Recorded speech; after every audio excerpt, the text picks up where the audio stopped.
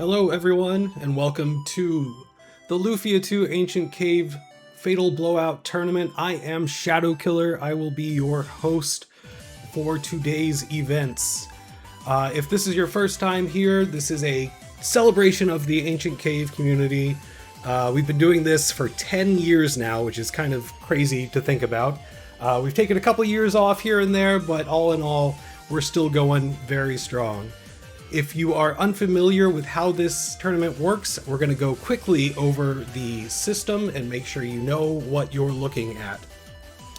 So first off, this is first and foremost a speed run marathon tournament sort of thing. But because the Ancient Cave is the Ancient Cave, we tried to make it a little nicer to the runners. So they have some tasks they can complete to gain points. And at the end of the 2-hour run, the runner with the most points will be awarded the victory. So let's quickly go over the point system. All right, so as you can see here, we've got a couple of tasks and a couple of objectives for our runners to complete. And when they do, they are awarded certain amounts of points. So I'm going to quickly run through these one of a kind. If a runner's party is unique and not the standard 80% party, they will be awarded 5 points. If during their cave venture they find a Hedora rock, a Gorgon rock, or a Cancer rock, they will be awarded 3 points for finding those. Any of the ball type items, the Confuse Ball, Fireball, etc., they will be awarded 1 per, and those are cumulative, so they can find more than one. Obtaining any of the fruits for the capsule monsters, they will be awarded 1 point for those. Miracles, any of those that they have at the end of the run in their inventory will receive 1 point for each of those. If they find a blue chest item or a permanent drop item, again, 1 point for those. Any iris item, not including the jelly at the end of the run, they will be awarded 1 point per iris item. And then we get to the speed run related stuff. If they reach floor 99, they get 5 points per floor. So, I need more coffee is what I need. So every 10 floors they'll be awarded 5 points with a maximum of 50 points for the reaching the bottom of the cave.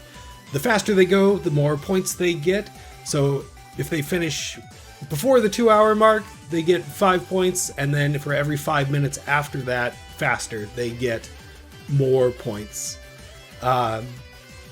Guy is confused. He hurt himself in confusion. I love that one. So at the end of the run, if the runner is unable to beat the jelly at the bottom of the cave, they do have the option to self-destruct, meaning they kill off their own team before the 3 turns is up. They will receive 5 points for that. That's kind of a last-ditch effort, but if they don't think they can get the kill, they are able to do it that way. And then, of course, the big one, Fatal Blown. They kill the Jelly Juggernaut at the end of the cave for 50 points. Okay, I know that was quick. If you ever want to reference this during the run, go ahead and type exclamation point rules, and you'll see that. You'll also be able to see kind of the scoring as you go. If you want to take a look at that, we're going to do our best to keep up with the scoring, so you'll be able to see it on stream. But this is kind of a tough one. A lot of the points will be added at the end of the race, so we will have a final total then. So one last thing. In the past, we have done both seeded and non-seeded runs. Obviously, the Ancient Cave is a randomized dungeon. And the last time we did this, we did seeded runs, so everybody was running the same cave, had the same fights, the same monster layouts, etc. We decided not to do that this time, so it's a little bit truer to the Ancient Cave experience that you would just get up, booting up Lufia 2 and playing it. That being said, we did do a couple of things to the game to make it slightly safer. I'll let our commentators talk about it a little bit more, but the big one is that we have replaced the Providence item with a Decker Blade. So if you're familiar with the Ancient Cave, The Providence item is an item you can use to escape from the ancient cave, and it is more or less a guaranteed drop. Starting at floor 21, it gets actually incrementally more common to find the deeper in the cave you go. So, more or less, our runners are going to be guaranteed a Decker Blade, unless they just don't pick up anything. So it's going to be a little bit more interesting. We're hoping for a lot of jelly kills. That's the exciting part. But everything else is more or less the same as the normal ancient cave. Like I said, the commentators will talk a little bit more in detail, but I don't want to keep yapping for too much longer. So I'm going to, first off, introduce our runners, and then we'll get the run started, and then I will toss it over to the commentary team. So we've got Eve, we've got Zyrak, we've got Kesa, and we've got Altair. All are very experienced runners with, a lot of hours under their necks. It's going to be a very good run. I'm very excited for this one. We've got 3 races today and then a couple more next week. But all the races are going to be very, very nice, and we're going to get it started right now. So racers, if you are ready, go ahead and get to the name screen, and I will count you down. All right. Here we go. We'll start in 3, 2, 1, go. All right. And then let's go ahead and toss it over to our commentary team. We've got Ellie, who is a former world record holder for the Ancient Cave, and we've got Chico, who is, as far as I know, the only runner to ever stream from a Nokia brick phone. But I'm happy to have them, and guys, take it away. Hey guys, welcome in. It's exciting to have another Fatal Blowout along. It's been a little while since we had our previous one. The racers this time are pretty darn hyped though for it, and I'm hoping for a really good competition. But yes, I'm Ellison. I have a handful of times up on the leaderboard, so I fare myself to be a pretty knowledgeable person around here. And I'm quite excited to see what our 4 racers have in store. For just a quick summary of what it is that you're looking at, the scorecard in the middle of the screen shows 4 different racers, each with a current point set of 5. That's due to each racer coming in with an individual score. And the colors that you see, for instance, Zyrak being listed as red, Altair, MCG being listed as green. The colors that you see for the border correspond to the individual racer. So if you're following anyone specifically, you just forget who is who. Go ahead and keep an eye on that.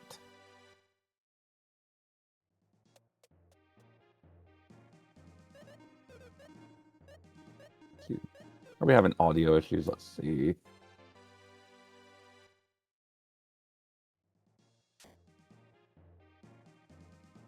So just a little bit of a... I think we should be fine, I think. All right. Chico, you heard in the commentary opening that we will be running the safety packs for the marathon. That includes a couple of features. Do you want to go over those? Well, I see about getting this timer split. If you look inside the jelly, the timer is there. We'll go ahead and get that timer squared away here. Yeah, apparently it is missing. So, marathon safety patch. That's a new thing, or at least a recent thing in this kind of races, or at all even. So, what do we have? So basically, once we reach red core territory, red cores normally have a 75%, I remember, if I'm not mistaken. They have like a 75% chance of escaping. On this case, that chance was reduced. There's like a 62.5% of red cores escaping, so there's that. Then, as Shadow Killer mentioned, there's the Decker Blade that was replaced with Providence. But not just that. as long as that Decker Blade, there's also the chance that like normally when you hit with like a weapon or any spell, um, it has like a variation of how much damage it does. So in this case, you're not gonna see what you normally would. Normally, there's a chance that like a spell or like a weapon roll can do like 0% of like variance. On this case, you will see that one I'm 100% not sure, but it's something like about 32% chance of like the lowest possible roll. And I'm missing something. I'm not sure which. I hope Allison knows what I'm missing here. Yeah, so to summarize what the changes are, our runners this year are using the Marathon Safety Patch created by Real Critical, and the 3.5 features, are the improved hangout rates or staying rates of the red cores. They have a slightly higher chance of not fleeing. The Decker Blade, which is a guaranteed item that can be discovered in place of the Providence that you normally find from floor 20 onward, and the improved RNG rolls that it can provide. And the last change is that a couple of enemy encounters, specifically ninjas, have a slight improvement for the player.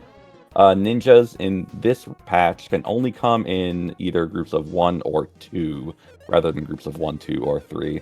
This is designed to make things just a little bit more equal across the board. It's a shame when you have a really, really impressive and dynamic run getting just terrible odds against ninjas, or having probably the lowest fatal blow roll in existence, but otherwise everything else going perfectly. Yeah, earlier than that, there's also blue mimics. Those were also changed, so just 1 or 2 blue mimics as well. So, and those we're gonna are go over the actually points like here. worse even. Oh yeah, blue mimics and ninjas, of course, are the gatekeepers of the tournament for at least the first half of the run, and then archfiends, of course, being the end of run challenges. So what are we seeing here? We're seeing 4 runners attempting to do their best in terms of trying to obtain everything that they can for safe EXP, for some blue chest items if they can, or iris treasures if they can.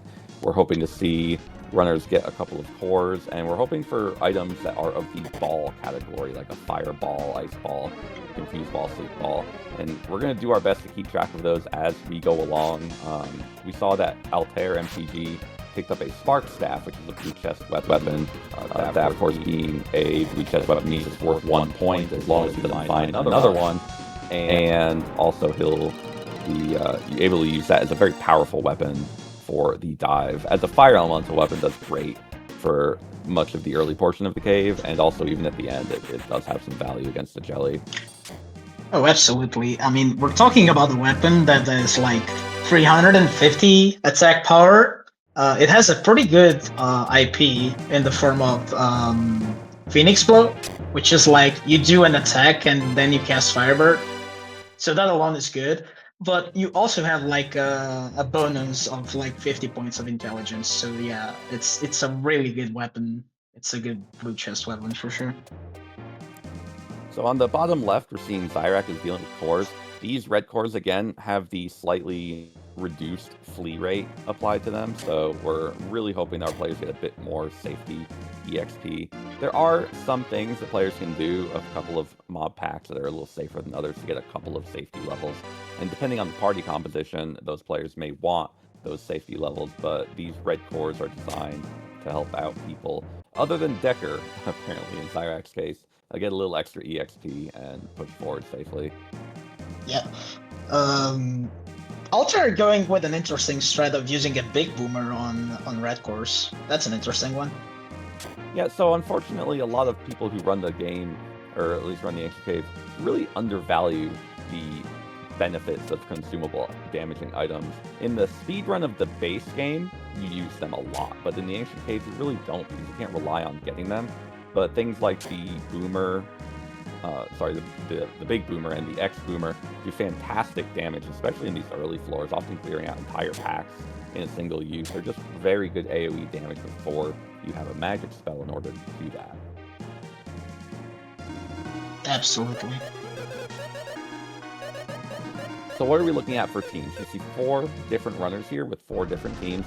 The point incentive to start the race included that each player, if they want to receive a unique 5-point incentive, comes with a unique team that includes the 4 playable characters and their selected capital monster.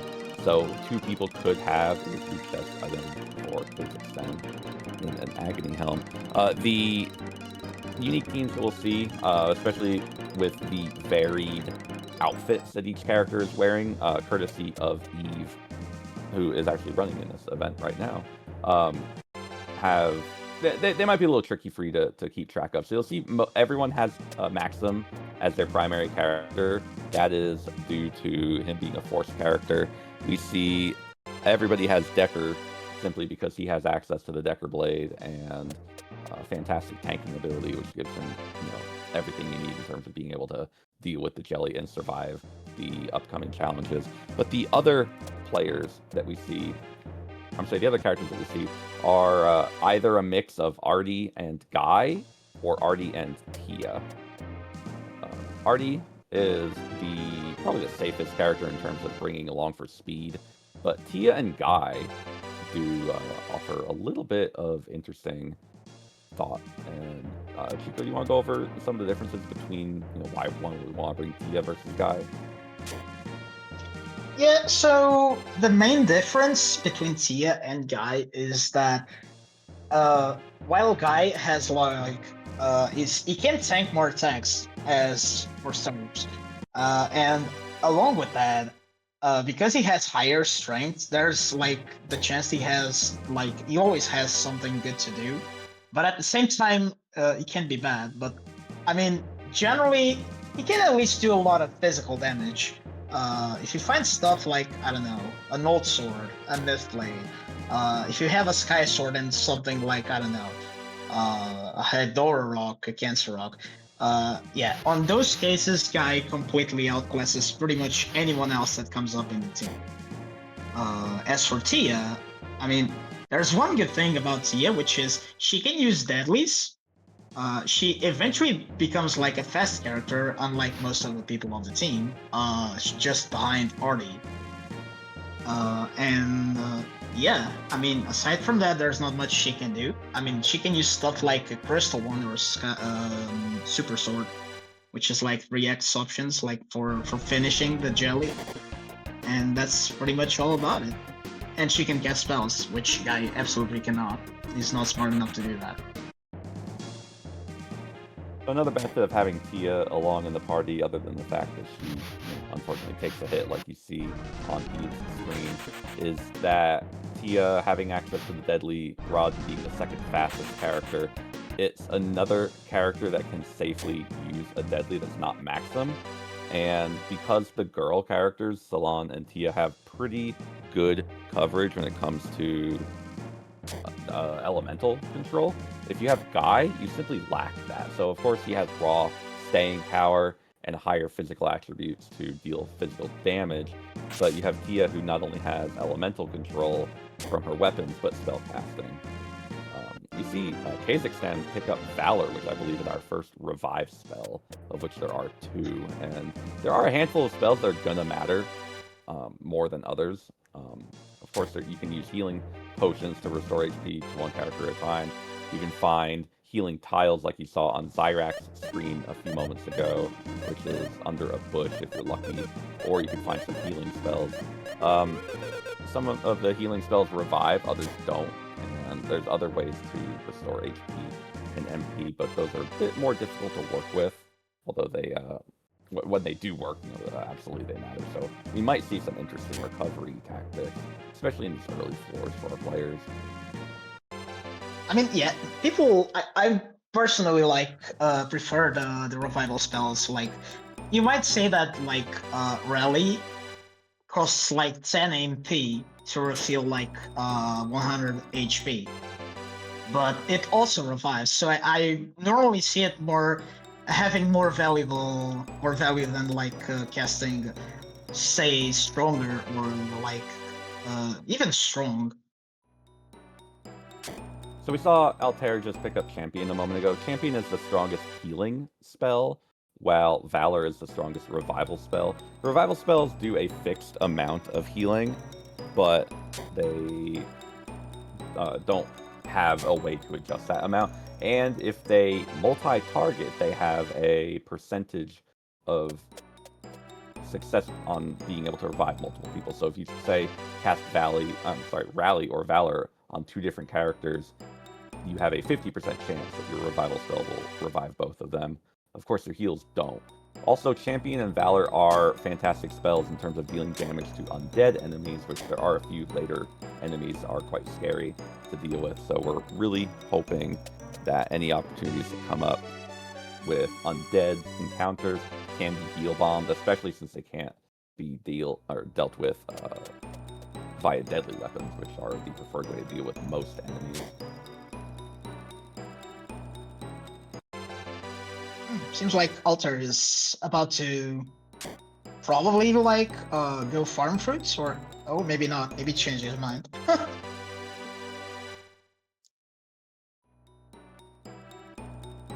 Well, speaking of looking at Altair, we can look at Altair and we can also look at Eve. Eve is one of our resident runners and regulars. She's been around for a very long time, and she actually has been courteous enough to design a variety of custom sprites that you'll see on a handful of our racers. Some will, some won't have them. It depends on who wants to run it. It's simply a cosmetic feature that makes no bearing on the quality or performance of the game. But definitely take a look at the top left and lower right to see some interesting things as far as characters go. Now, what we're seeing on Eve's screen is a battle against Pugs. Pugs drop one of the elemental fruits, and our scoring system encourages collecting a variety of those elemental fruits. You get 1 point for each, and sometimes those little points matter over the course of an entire run. You lucked into a rare circumstance where you can guarantee a back attack against Pugs by having them run face first into a door, and when they do that, their movement pattern of going left or right from the door does not trigger their Pug to cycle its movement. So it's a free attack, which is perfect. And with her having access to water magic in the form of Vortex, she was able to clear those for somewhat dangerous enemies without concern at all. That's absolutely a very good movement showcase right there. Another movement showcase you can see is in the party room in the upper right for Kazakhstan's team. He has 7 chests in his party room, and any floor can have up to 8 chests possible. The scorpion enemy that you'll see can be moved in such a way that if you hold a direction input on your D-pad, and also the R button, or the R trigger, and then you hit B to slash, the game thinks that you're moving. So enemies that move in a direction based on how you would move, for instance, if an enemy moved up when you move down, or if an enemy moves left when you move down, you can influence the movement there by tricking the AI, not the AI, the intelligence of the game, and their movement patterns of thinking you're moving without actually moving. Well, it's technically AI, isn't it? It's actually intelligent. We're seeing a couple of good spells. Kazakhstan picks up Ice Valk.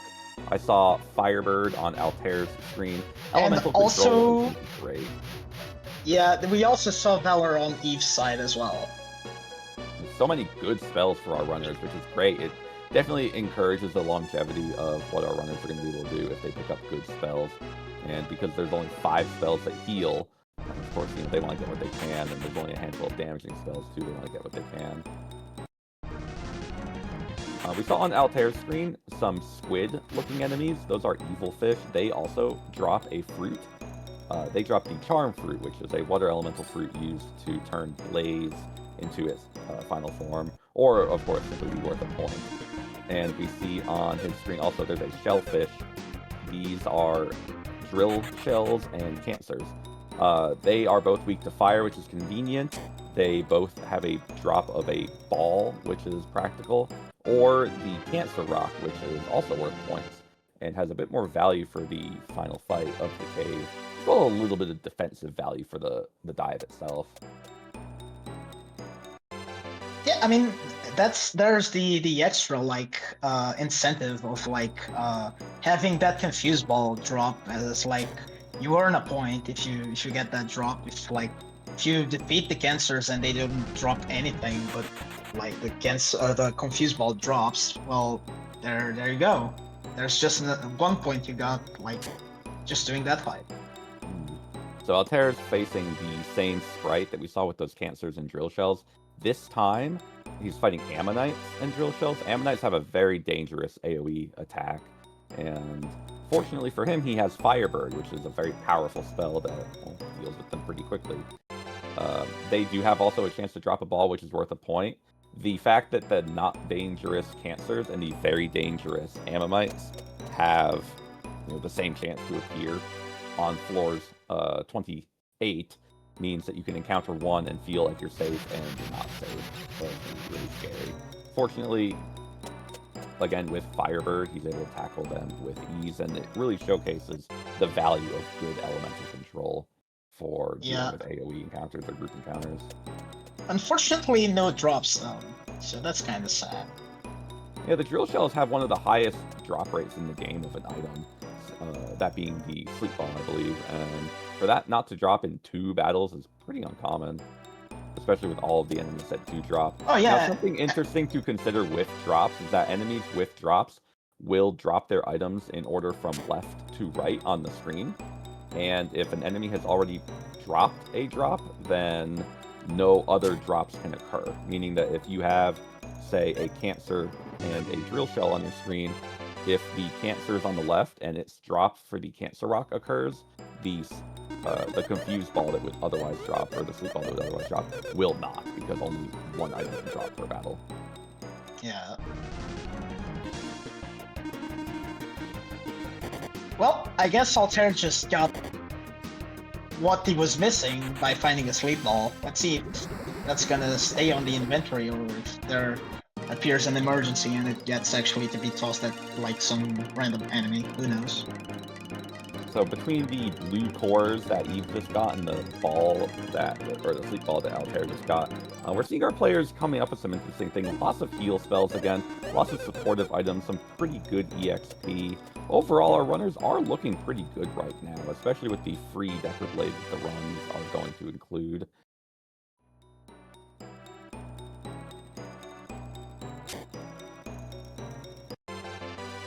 An important thing to consider is that cores only appear on specific floors. The red cores can appear in any group of battle regarding cores.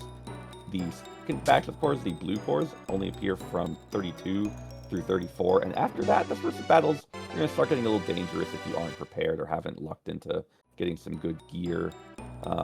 Elemental gear, highly defensive gear, agility boosting gear, deadly rods, all sorts of things can occur as chest gets halfway here, halfway there, and all of them have different values and benefits as you progress. The elemental advantages of these spells versus an elemental weapon can't be understated, especially when trying to collect these fruits or some other specific drops that our players are going to be looking for. Yeah, particularly for fruits that can be very important for stuff like evil fish and bugs.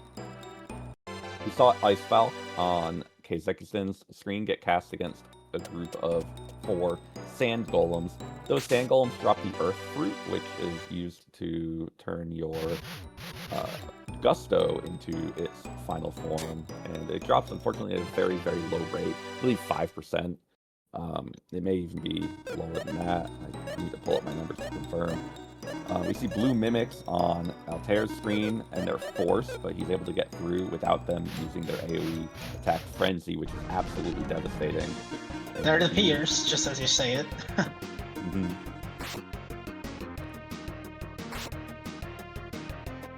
Yeah, it seems like of all people, it seems like just Kazakhstan is taking it a bit slower. As we see people just facing blue mimics and Garbos and whatnot. So Garbos drop a Cancer Rock, which is one of the 3 key items that are worth more points than others. And the Cancer Rock itself allows a character to do 2 melee attacks in a single action. It removes the elemental properties or any AoE properties of their attack, but more attack means more damage, so our players are hunting for those as a safe utilization tool for dealing with the final boss, as well as possibly a pinch option for some late game enemies who just need to be hit a little bit harder. There was a nasty room for Altair, but luckily the stairs were way out of it. So yeah, good stuff. We see Valor on Zyric's screen. I believe we saw Ice Falk on Eve's screen a moment ago. We're seeing all these good, all these great spells loading up on. People are just grabbing spells. It's crazy.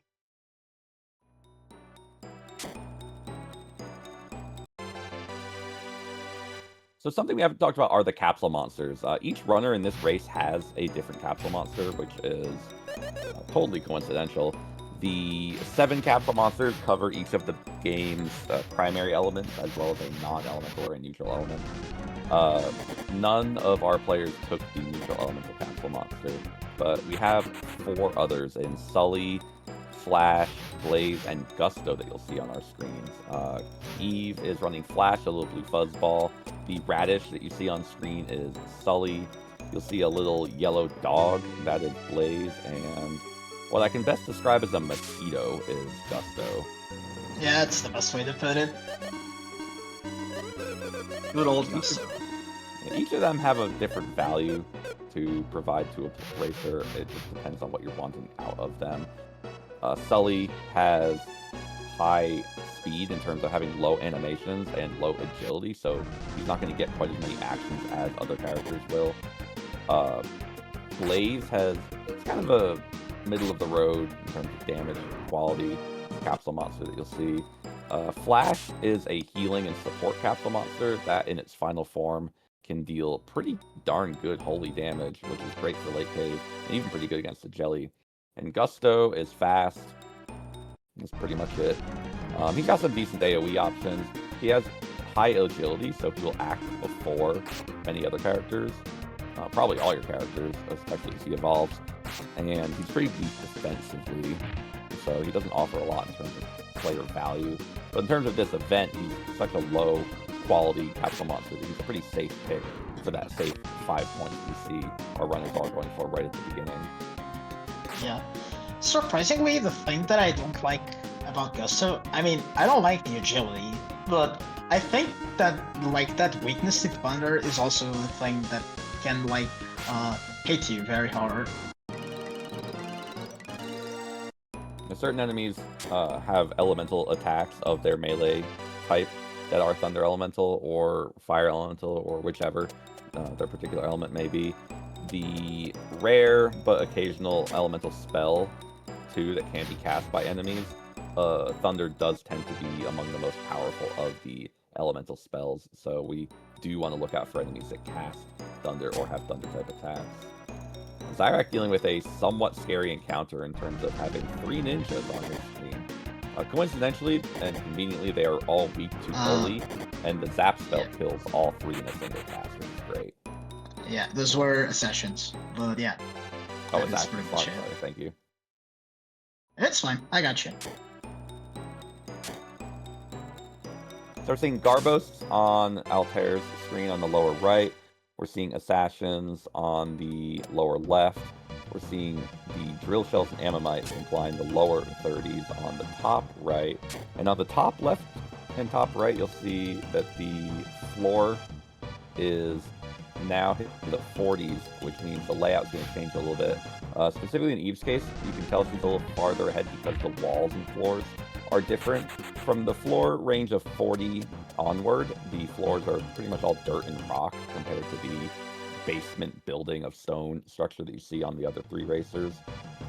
Just because Eve is a little bit ahead in terms of floor pace now does not necessarily mean that she's ahead as far as the whole race itself goes, though, because a lot can happen between enemy encounters, either taking a long time to deal with, a long time to set up for safety, or a long time to recover from. Yeah, absolutely. I mean, we're 27 minutes into this this run, so a lot can still happen in the meantime. Now, something else as far as time goes, the racers are encouraged to finish their run a little faster if possible for some additional points. Any run completed faster than 1 hour and 35 minutes does not receive any benefit in terms of points. So if runners are going to take a 95-minute run, which is fairly safe as far as marathon pace goes, along with item farming, our runners should have a pretty strong chance of making it there with time to spare to either maximize the amount of points they can get for progression, or at least get pretty close to that maximum. This isn't like previous Fatal Blows where players were encouraged to go as fast as possible or as quickly as possible with the intent of trying to be the first player to get the jelly pill. This is just a straight, go pretty fast. You have an hour and 35 to farm up some stuff, open up a few extra chests, deal with some safety encounters, and collect other items along the way. It's really interesting that the people that are running Guy Decker were the ones that got the Decker Blade last. That's kind of surprising. You would expect otherwise, but apparently that's just what happened. With the free Decker Blade, it's guaranteed to appear sometime after floor 20. It's just, like you said, a coincidental occurrence that they got theirs a bit later. We gotta be careful that our players do not feed their Decker Blade or drop their Decker Blade, of course. And another thing to worry about is the fact that they may, I wouldn't expect this from any of our runners, but they could equip by accident a Berserk Blade, which does have a higher raw attack power compared to Decker Blade. That would be absolutely nasty. I've done that before, so yeah, it's the worst feeling when you have a Decker Blade, you have Decker, then you get a Berserk Blade, but you don't have a stronger weapon, and then you accidentally just hit strongest, and then you just see red on the screen saying Berserk Blade, and you're like, oh, okay, well, I guess that just happened. Well, we saw on Eve's screen that she has a deadly armor equipped to maximum. Typically, you don't really want to equip that since there are better armor options, especially for maximum. But because of its relatively high stats for the time in which you can get it, it's easy to equip using the optimal button, which for pretty much everything except for accessories just looks for the highest raw number of the primary stat given and slaps it on either attack or defense. A bunch of ninjas on Eve's screen as well, but with clever movement, she's able to avoid combat against all of the threats that are in that room by trapping the ninja behind the chest and the bush, and safely luring around a Corydrus, a blue snake, such that she doesn't have to worry about the encounter of the ninjas at all. Now, unfortunately, most enemy encounters... There's more ninjas. Ones, now, they're scary, and a lot of enemy encounters appear in groups of 3. Of course, ninjas are reduced in terms of that, but as far as a group of 3, that also means batches of 3 floors. So, for instance, floors 44, 45, and 46 can all include ninjas. 37, 38, and 39 include assassins. 11, 12, and 13 include cores. So there's a lot of enemy groups that appear in groups of 3, or in floor increments of 3, giving you a higher chance to bump into certain enemy encounters, like for drops and EXP, but also more dangerous chances to run combat if you don't want to.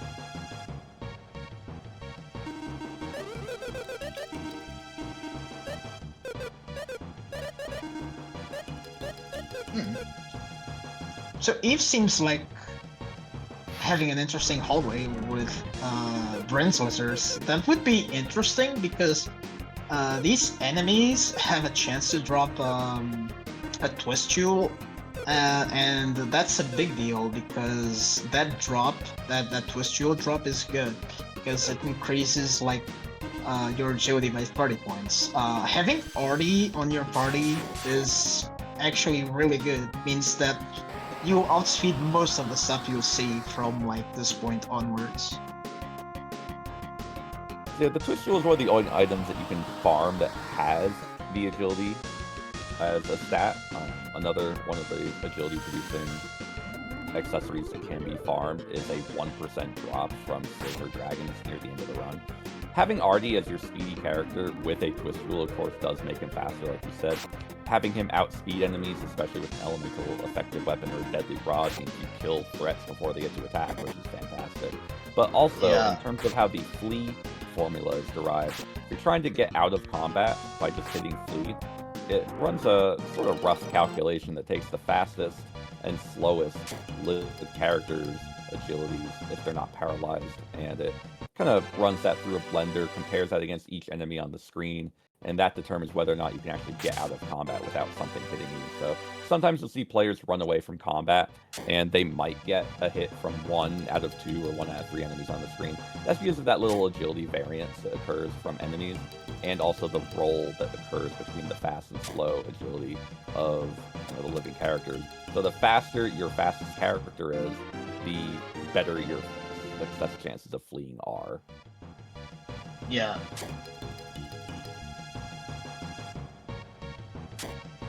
You see interesting features out of Sully on the bottom left side on Zyrak's screen.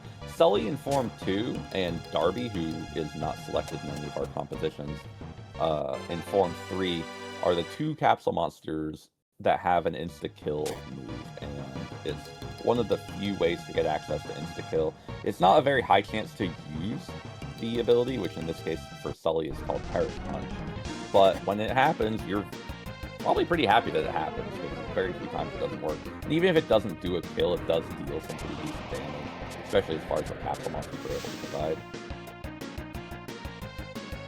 Yeah. I mean, there's very few like capsule monsters that have like status effect conditions like as specials. There's Darby, and I think Sully also has something on his 3rd form that like paralyzes stuff. Yep, there's I believe it's Fist. Just simple Yeah, Fist, exactly. That does a paralyzed effect. Darby can apply poison, and another actual feature of the safety patch that was provided by Real Critical. This one, though, was actually, I believe, built by Man-Made Mimic, if you are familiar with him in the community. There's a bug in which if an enemy dies to poison damage, the battle will soft lock, and you'll never be able to exit the battle screen. That feature has been fixed in the Marathon safety patch, so had our players decided to bring Darby, they would not soft lock themselves. So just a little quality of life thing.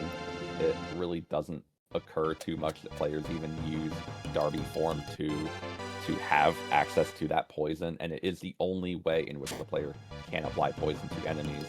But it would be pretty unfortunate if you soft lock, especially after a fantastic run near the end, because you're trying to save on animation time, and your Darby just poisons something, it takes 1 point of damage and dies.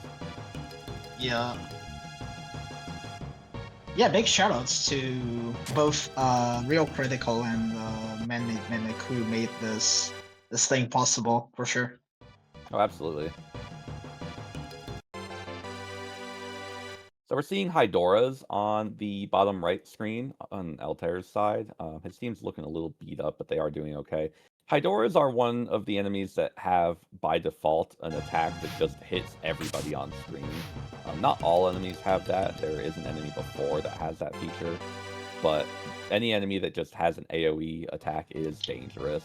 The Hydoras themselves are of a little reasonable value in terms of having some backup EXP, effective if you have deadly weapons or ice elemental attacks, but the actual Hydoras that we want to see are not the ones here in the 40s, but the ones in the 50s. The Sea Hydoras, which are a darker gray, and the High Hydoras, which are a light blue and have wings and fly, both have the access drop to the Hydora rock, which is both a fantastic rock in terms of providing stats and agility and attack power, and also having a pretty darn good IP ability in the triple attack IP that allows the character to do 3 melee attacks in 1 attack. Another fantastic option for the jelly, especially when combined with the attack boost provided compared to the Cancer Rock, which doesn't... It gives you multi-attack, but doesn't give you the attack boost. Yeah, I mean, and also you have that bonus that like you can use the Hydora Rock for just 1 turn, unlike Cancer Rock where you most likely you're using that move at least twice on a battle. So that's where things get a little interesting in the final fight, is that the jelly battle at the end is a 3, well technically 4 turns, but a 3-turn long battle in which every character will go after the jelly and its max agility determined as turn actions will occur. The players thus only have 12 actions plus whatever their capsule monsters can do. And as you look in the battle screens, our players have 2 characters in the front, usually Decker and Guy, occasionally Decker and Maxim, depending on the party composition, and 2 characters in the back row. Characters in the front deal more physical damage, so from any weapon attack or any IP ability that does a percent-based attack, like Decker Blade's Fatal Blow IP, they do more from the front row, where spells do equal damage no matter where they are cast. So our players are looking for options that allow them to use as few but as effective as possible actions from the front row, leaving their spellcasters and support roles to be locked into the back and trying to maximize their damage from that. So an example of being able to do something from the back would be using the Trick spell to boost the team's attack power, or using a Power Gourd to boost one character's attack. Yeah, there's also that that bonus that you take less damage when you have people on the back row. So you normally just grab your squishy characters like Artie and Maxim or Tia or even Salon if you're running her, and just put them there, and just hope everything else goes well. So as a quick reminder, the Ancient Cave here that we're looking at is it's described as a 100 floor roguelike dungeon. The fact is you actually have 98 floors that you dive through, plus the lobby that you enter in, and the final floor with the boss. So our players have up to 8 chests per floor on 98 floors that they're going to do their best to open up, along with dealing with all enemy drops and encounters and everything, before finally making it to the final floor and dealing with the boss. You can access the Ancient Cave through the base game, but our players are all running on gift mode, which allows them to do everything they need to from a mode that lets you, 1, start off in the town that this is accessible at, and 2, pretty much fully customize your party, with the exception of Maxim, who is always forced, and the fact that you will have to have a capsule monster. You can't go in without a pet. Yeah. So just as you mentioned, Drake, just a few minutes after that, you've just got it from a chest. So there you go. There's that 20% boost to any physical damage done right there. There's one less thing to worry about for Eve, for sure. Yeah, long term, the trick doesn't have a lot of value along the way compared to, say, a Hydora Rock that gives you agility, which helps with the dive for outspeeding enemies as well as against the Jellyfight. But you're looking for everything you can that can help you survive and also give you boosts, pretty much everywhere you can get to. Something else interesting to consider as far as magic goes is that where spells like Champion and Bolt heal or damage enemies for a reduced percent based on how many characters you target with them, the Trick spell or any other stat boosting spell, the benefit of whatever the stat boost is going to be the same regardless of how many people you target. So if you're healing 2 people with Champion, you'll heal each one for a little over half of whatever the healing would normally be. Trick will always provide a full boost to either one or all characters targeted per cast, which is great in terms of utility and value. Yeah. Ooh, there's a Berserk Blade for Alter. I'm assuming that's going to be dropped immediately or fed. Let's see. Feeding. Yeah, what are we doing? What's going on with feeding here, Chico? Why would we feed that? Or anything? Yeah, I mean, you just feed the Berserk Blade so you don't just equip it by accident. That's all you need to do. And so the value is, of course, feeding gives you the ability to get rid of some items, but you get a little additional value out of them. Having a fed-up capsule monster, like we've seen on Zyrak's screen with his Form 2 Sully, gives them a little bit more in terms of stat and staying power, but also access to some interesting abilities, maybe some AoE abilities, maybe some insta-kill, maybe some support options that heal a little bit better. Always a combination of all of it. And the feeding in the North American version, at least, is a little quirky, but will definitely be... A little, you say? A little bit. The game will occasionally outright lie to you about telling you what the capsule monster wants to eat. Sometimes it will say it wants something and it doesn't. It spits it out, basically. Once you feed something, it's gone, so it's cleared out of your inventory. No Hydora Rock Drop for Eve, but maybe we'll see another one later. Maybe. Yeah, so basically, like, the more expensive stuff you feed to a capsule monster, the lower the chance is. Like, if you feed something that's, like, has a lower gold value, it has a chance to be rejected, most likely. That's pretty much how it goes. Like, let's say that you feed, who knows, a boot chest weapon like a Sky Sword, and then you decide to go like, oh, okay, let me feed you this long knife that I just had and you actually asked for. He's gonna say no. I don't want that. So there are cravings that capsule monsters can have, though, such that maybe a capsule monster wants a long knife. And you'll see it flashing in their feeding screen. If you flash an item, if you feed an item that is flashing, it receives a triple value to whatever its feed value pip would be. So normally a long knife would give 1 point to a Form 1 capsule monster. If it's craving that long knife at the time in which you're feeding it, it gives 3 points, and so on. Gosh, a bunch of cores on Kazakhstan's screen. We're seeing a lot of interesting combat and, again, good pacing from our characters and players. If you think of the run as being roughly a 100 floor dive, then our players pacing at around a minute per floor means that if they go just a little bit faster than that, they're pacing pretty darn well. And debatably, the deeper you get into the cave, the less you're opening, because either the encounters are a little too dangerous to maneuver around, or you've already got the stuff you need for having to get into combat to begin with. So ideally, our players, our runners, are getting into a bit more combat here in the 30s, 40s, 50s, maybe even the 60s. And then from the 70s, 80s, and 90s, the only combat they're taking is forced combat, and ideally they're blitzing through it with a ability or a combination of very powerful elemental attacks, because there just isn't quite as much to farm. Yeah, worst case you're gonna be having to, since like you need IP for the fight against the jelly. So worst case scenario, what you're gonna do is just farm IP for that jelly fight.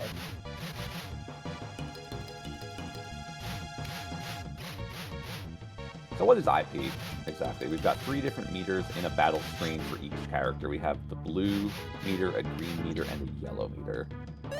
Yeah, so IP stands for E carry points, and that basically works in a way that whenever you take damage, that bar just gets filled depending on the amount of damage you take. Along with the gut stat, which is something that each character has each one. So basically, the lowest HP you have, the higher your IP gain is going to be. And generally that's good, because like all we want is just your IP bars to be full without your characters wiping, because if a person just falls on the floor just staying there, there's no IP gain for that. So the lower a character's HP, the higher in which they will, or the faster in which their IP will grow when they take a hit, which is pretty cool. So you can sometimes leave characters a bit lower and try to have their character take a bit of a heavier hit percentile-wise to try to improve how much IP they gain. Really interesting floor for Altair there, as well as who are slowed down to a pretty big stop in party rooms. Eve is trying to farm, or at least was trying to farm the Hydora that was in there as she explored, but she had a bunch of really nasty plants that are, slowing her down. Whereas dinosaurs were plaguing Altair for quite a bit, unfortunately. You're seeing points jump up, by the way, by quite a bit.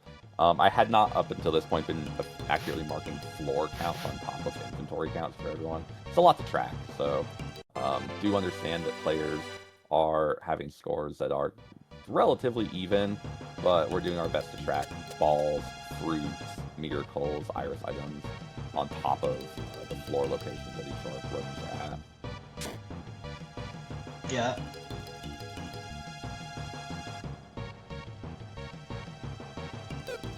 So Hydoras are one of the enemies that have a sort of a safe encounter rate. You're seeing Eve very delicately dance around in combat for a bunch of these enemies. getting into safe combat, guaranteed back attacks for enemies. If you run up to an enemy to their back and they actually have a back to run into, it's a guaranteed back attack, and the same if the enemy does it to you. If you were to run into an enemy that is facing, say, down, but you're running up to its side, that instead is just a straight coin flip, a 50-50 chance to get a back attack on them. And of course, they get the same to you. Now, not all enemies have a back. For instance, Jellies, Archfiends are two very polarizing enemies that lack that ability to get a back. It means they can't surprise you, but you can't surprise them. So, be a little scary depending on what you're running around. Yeah, there's stuff that you absolutely would love to get a surprise attack on. Blue Mimics come to mind as a first.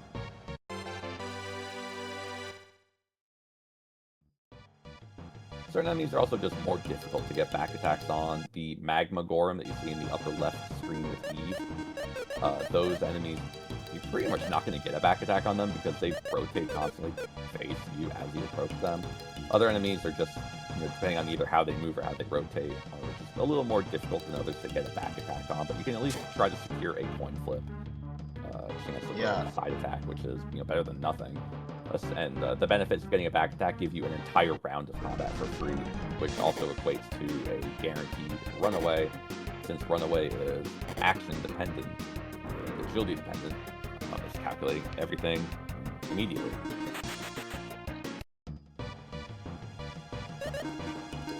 There's some other interesting items. We also see some interesting combat. Zyrak in the bottom left is fighting a behemoth. Certain enemies around these floors will drop a couple of blue chest items, and there are not many of those that can be farmed. Twist Jewel, Earth Jewel, Gold Eye, and Silver Eye are pretty much all that you're going to be able to farm out of enemies that have a point value. So we might see players with effective elemental weapons or spells going for particular things if they can. Yeah, I mean, if you're really, really feeling lucky, you can also, try to face Orcus for, what's its name again? Gorgon Rock? Yes, the Gorgon Rock, not to be confused with the Gorgon Rock. Yeah.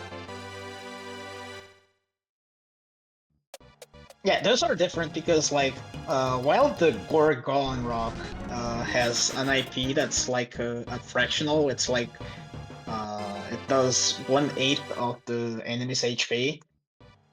Then you have the Gorgon Rock, which is not as good for sure. And it's a magical attack that has 4 elements in fire, ice, wind, not wind, thunder, and water. And that's generally bad because most of the enemies either resist or are immune to one of the statuses. So the effects of that IP ability are just negated.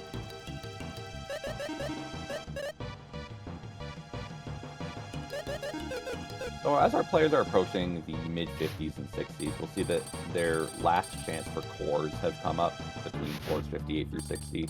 The Hydoras that exist between 53 through 55 and 58 through 60 have the drops that our characters are after with the Hydora Rock. There aren't too many encounters after the floor 60 mark that have anything that players are either after or going to expect to get. Some enemies between the late 60s and early 70s called Leech, which are an undead, we'll say a mistranslation of Lich. They have a negligible percent chance to drop an old sword, which is a pretty good option for the final battle. The gold and silver dragons drop the gold and silver eye respectively, but again at a negligible percent, and the threat of dealing with them is just not worth it. So despite them being valued for points, we're probably not going to see our players going for them intentionally. They might go after them for some EXP, but they're probably not going after them for the drop itself, especially with how dangerous they are.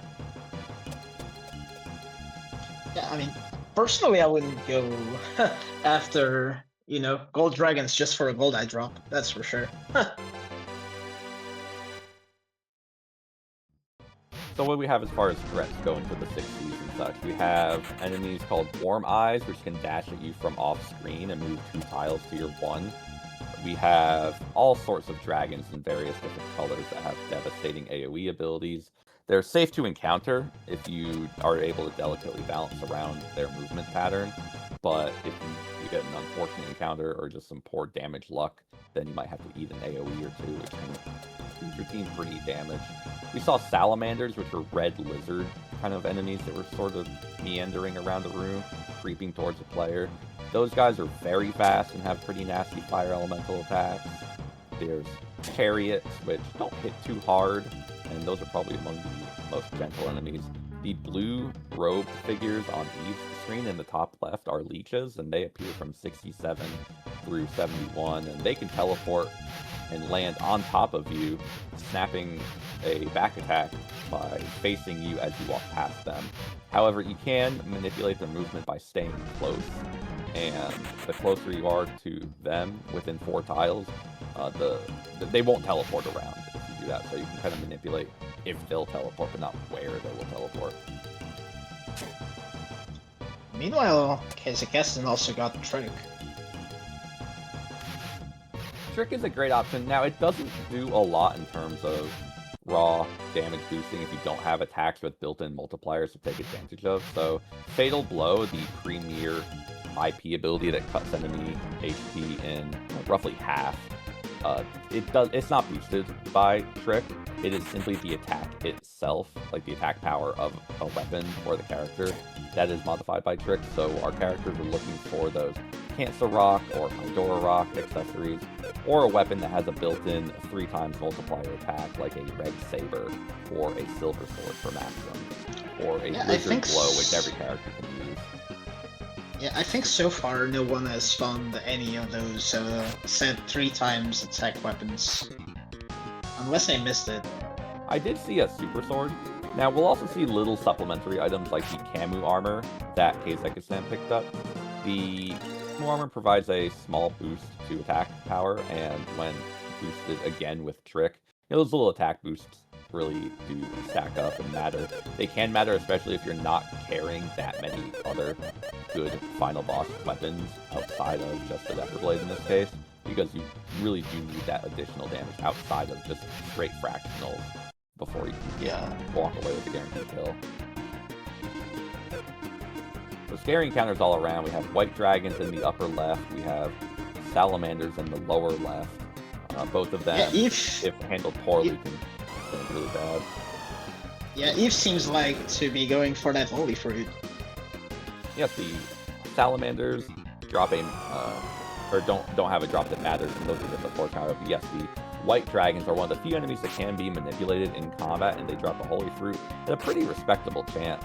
The holy fruit is useful as a point, but also in terms of combat value and capsule monster feeding, the opposite elemental fruit of a capsule monster is what will evolve them, and their own elemental fruit is what will bring them back down if you're trying to lower their evolution tree back to a previous state for any reason.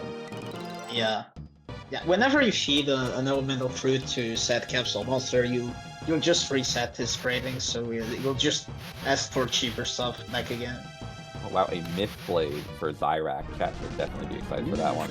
The chest pool will, I'm sure you guys have noticed in chat, an incrementally increasing quality of items that characters can pick up in the chest as they belong to the cave. The Myth Blade is the final item that is added to the red chest pool, and it is a premium get because where Decker, Guy, and Maxim are the only ones that can use it, it comes with an IP ability that deals 25% of an enemy's HP in terms of damage, which is fantastic when paired with Decker Blade to deal just a huge amount of upfront fractional damage, leaving quite a big chunk of damage left out for your support characters and maybe another finisher to deal with.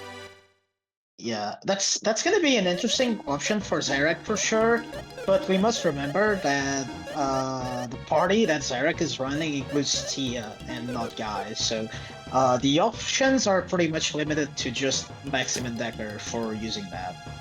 And since Decker is using a Decker Blade, that's basically just Maxim, so it can be either used as either a fractional for its IP or maybe a finisher.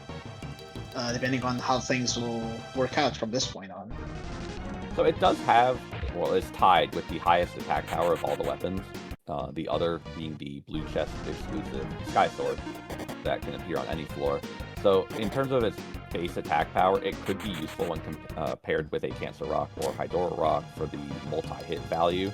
And Maxim himself as a character has access to a lot of different abilities that deal 3 times damage from the Silver Sword, Mist Rapier, Red Saber, Liquid Blow. Just he has one of the highest counts of options that run through that. So you don't always want to give him the Myth Blade, simply because he has such flexibility in terms of what he can use that you want to have him use whatever he can as best as he can. So the Myth Blade is a great option, but it's not always the first thing you want to give him, especially when you have Guy, who doesn't have nearly as many options. It would be pretty well to have something like that for himself. Yeah.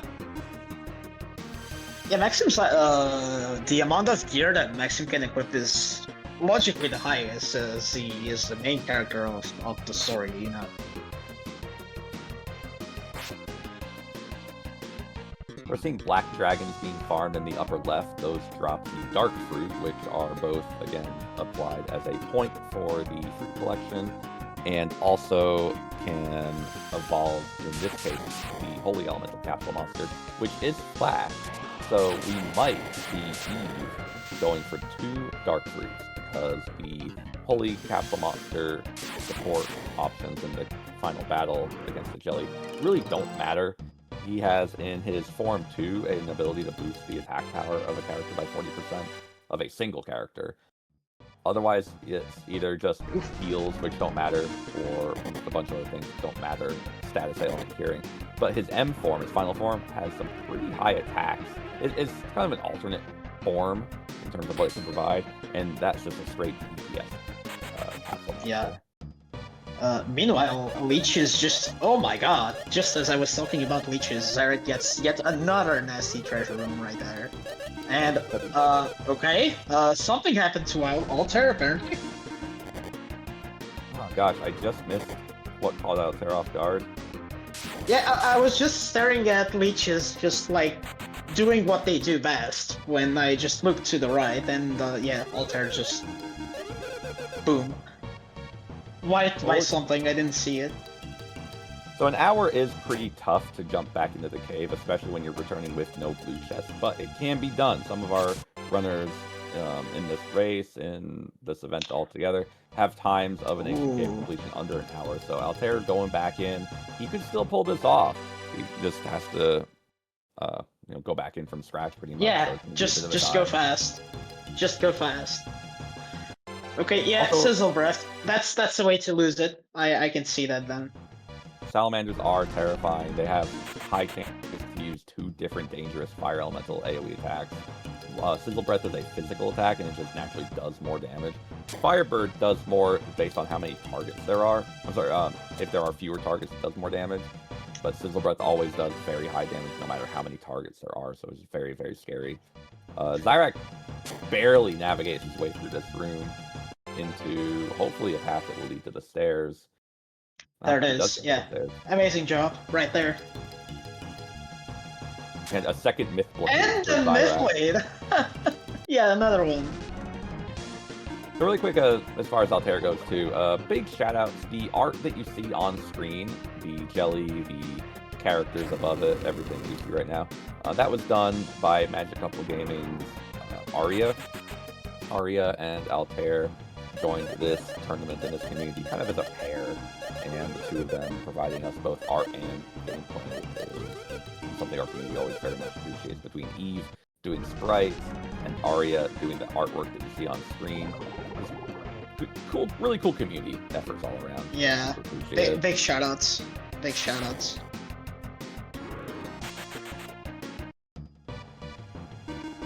So entering the final third of the cave, you'll see our characters on our teams are hovering around levels 28, 29, 30. Most speedruns tend to end around this level range. You'll see runs where players are trying to play a little more safely, going for a bit higher level count. But generally around level 30 is when a run's going to end. Now, there aren't nearly as many encounters to dance around once you pass floor, say, 65 or so.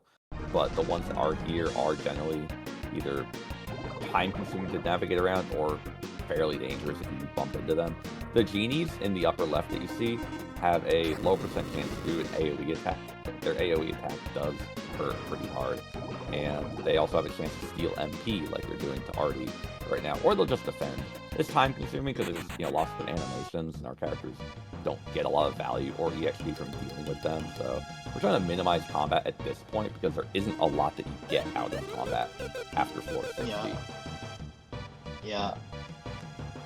Oof, and there's an Archfiend as well on the way to the stairs. I wonder if that's really an Archfiend. It should be. So the genies and the Archfiends that you see on the screen, when the Archfiends lock onto you, once you activate their aggro range, they'll follow you as best as they can, even through walls and other rooms. So what we're trying to see out of Eve here is a setup where probably she's going to try to deal with her limited resources, the genies in such a way where she can lure the Archfiend around stairs or a chest, around the bush or a chest, and avoid having to engage in combat with that at all. It could be even a single Archfiend, but due to how dangerous even a single one of them is rough. Meanwhile, on Zyrak's screen, a dangerous hallway with Orkies, which are very fast and can attack up to 8 times per. I was gonna mention that. That was a risky play right there, but it paid off. That's one of the cases in which a spare smoke ball might matter for your Artie, because Artie, being as fast as he is, can outspeed them, perhaps get a turn off or an action off before, and get you out of that combat before they get to do anything dangerous. Yeah, Kazakhstan's, that's a nasty room right there with so many Worm Eyes, and he gets jumped by just one of them. Oh no. Yeah, that's... So every other step, a Worm Eye will move vertically, and you can, if you're very careful, figure out their movement pattern and identify where they are in their step count, such that you don't get jumped like this and get double attacked by them or paralyzed or both by them. In this case, if you get poor flee rate luck, then you're taking 16 attacks from these guys that hit respectably hard, and it's a lot to recover from. Although having both Guy and Decker means that you have 2 tanks, and when in the back row, they take less physical damage, which is very helpful. So we see, we're not through this room yet, but through all these different enemy encounters, we still come out alive on Kay's screen. Yeah. Crazy. Now it's Zyrak's turn to have an Archfiend on the stairs and a few other enemies around it. You can lure genies around bushes pretty safely because they detach from their threat range on you if you walk too far away from them. So what we're trying to see is some delicate movement of the genie, or the Cyclops that you see there, such that it's not going to be in the way of the Archfiend, and the Archfiend can be lured around a bush or something else out of the way. So it's pretty much the same thing that we saw Eve do, but now it's more next time. Yeah. It really does get heated in these later floors because one simple mistake can result in a surprise attack like that. Okay, yeah, Mega Cyclops. It's scary, but at least it just attacks once, so it's not the worst. For comparison, the Mega Cyclops were hitting Decker on Kay's extend screen from the back row for about 70 or so. The Mega Cyclops hit for almost 4 times that much damage, and there were 2 of them. So getting beaten by those guys, even when your tank is taking that much damage, shows just how brutal those guys can be.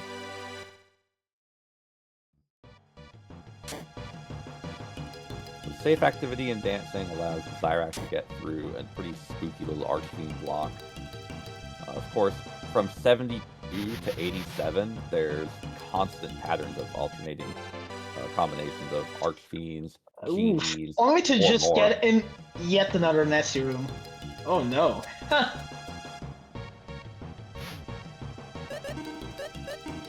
Zyrak's going to be here. Unfortunately, this is where time really starts to slog. Oh, we lucked out. It's Ice Rogues. Yeah. So certain floors have Archfiends, and certain floors have Ice Rogues. Ice Rogues are fairly slow and not nearly as dangerous compared to Archfiends that are fast, have high HP, can multi-attack, can multi-cast spells. We may see Zyrak just kill them, just so they're out of his way, and then he can deal with some of the other enemies. You can't surprise attack them, but if you have a deadly or a good holy weapon, you can pretty much kill at least one quickly. Yeah. The top left screen features Eve fighting Gorgons.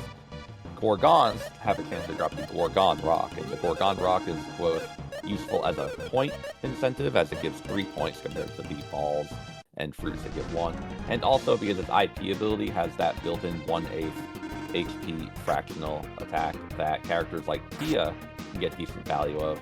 Especially it has value if a character has, say, a Fatal Pick equipped, which is one of those deadly weapons that has an 80% chance of success at killing, and if you cannot uncurse it. If you can't uncurse it, then your character doesn't have a weapon to use an IP ability with. But the Gorgon Rock's ability for what it is as an accessory is among the best. So it lets them plus cast a couple of spells and at least provide some decent value from the back row. It's basically a plan B if you don't have a Curse Lifter. Now everybody can equip it, but not every character can equip a Fatal Pick. But every character does have a cursed weapon that can glue to themselves.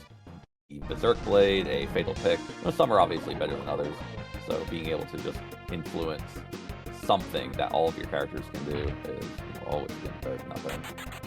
Yeah.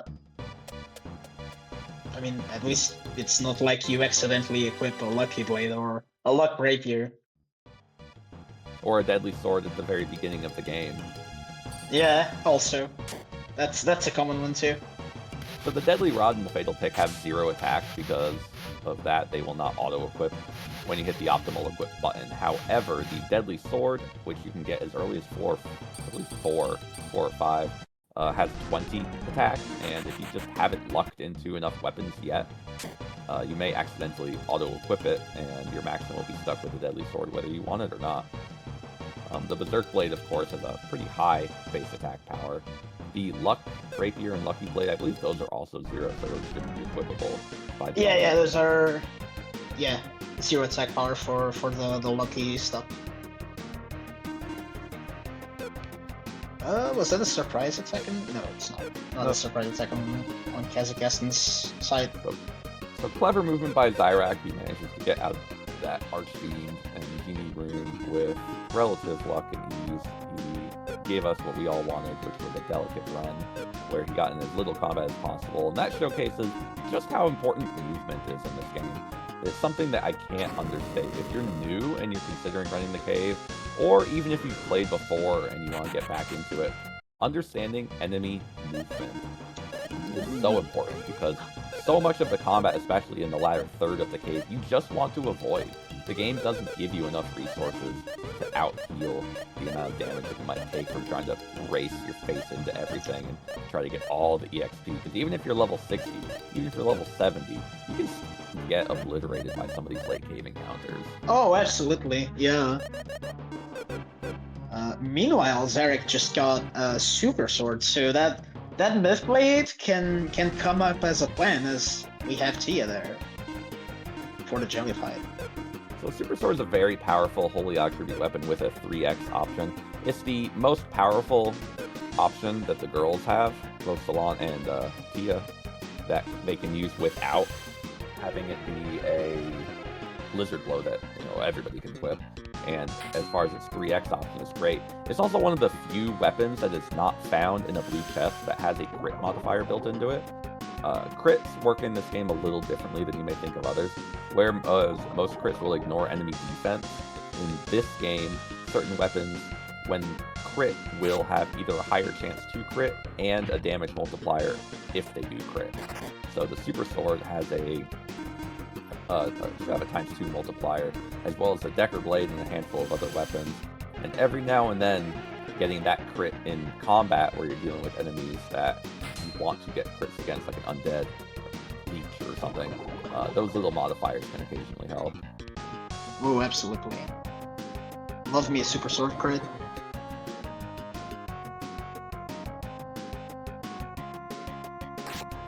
So Eve's still dealing with those genies. This room is not being kind at all. it's such a time slog, especially, like I said, from 72 to 87. You're dealing with genies, archfiends, and usually 2 other enemies that are just a real pain in the butt to encounter and deal with. You can usually avoid combat with them with clever manipulation and dancing and maybe sword slashes to just buy a little time. But there's always going to be something that slows you down, and it's really what turns these late game runs from frustrating attempts to sometimes what can just be a fantastic end if you're lucky enough to score a series of floors that you just don't have to deal with combat in. Yeah.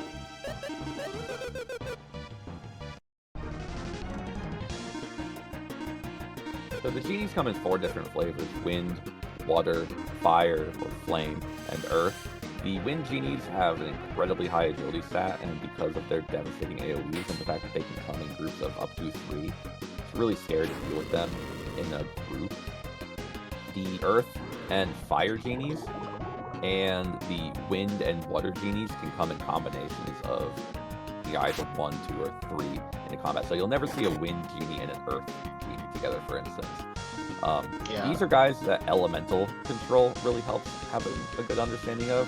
And also those balls that we've been picking up, Smoke Ball, Terror Ball, Confuse, and Sleep Balls, they're susceptible to status ailments, which means when a ball is used and it has any ball has a 100% chance to inflict a status ailment.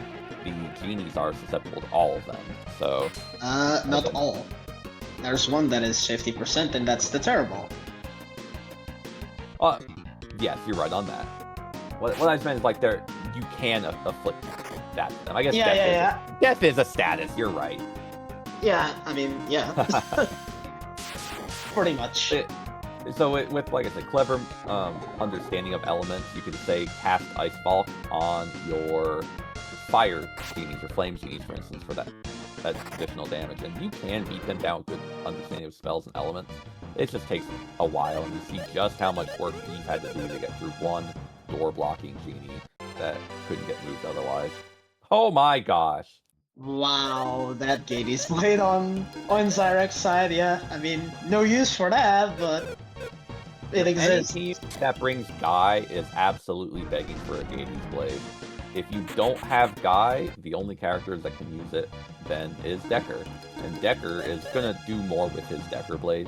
Even though he has the highest attack stat, the Decker Blade's raw fatal blow damage is going to be higher. Now, if Zyrek is feeling a little spicy, he could give his Myth Blade to Maxim and try to swing some other fractional combination and then trick out his Gades Blade before having Decker do it. But in terms of a safety move versus the flex, there really isn't any reason for him to do that.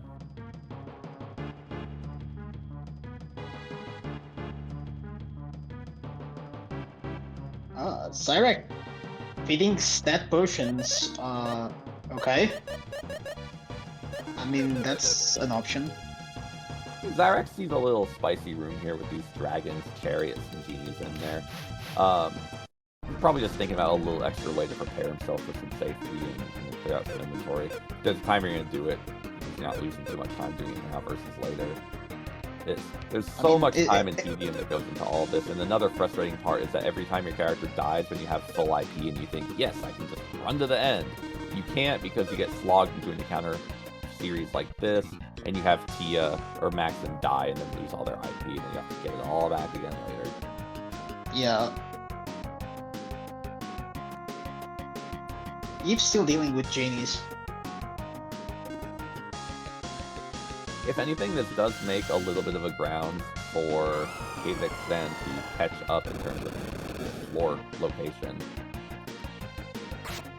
It doesn't necessarily matter if they are, again, within a couple of floors, but our runners are going for a 1 hour, 35-minute run.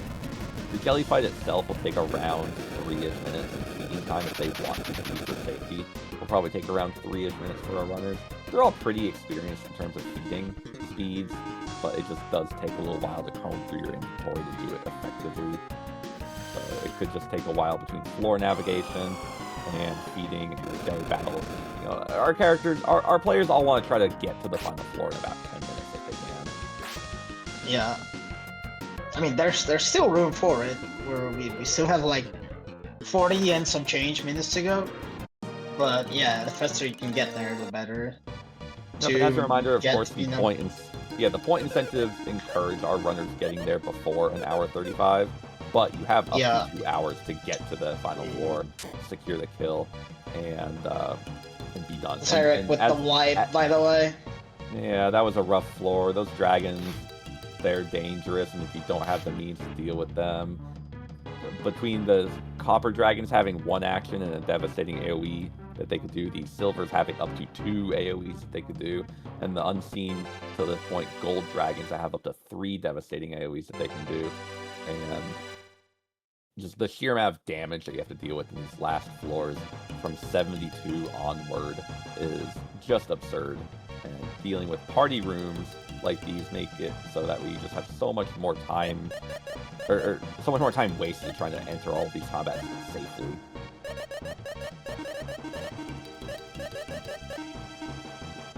So we still have 2 runners in this, though. We have a little over 40 minutes for each, so we still have a reasonable chance to make it through all the way.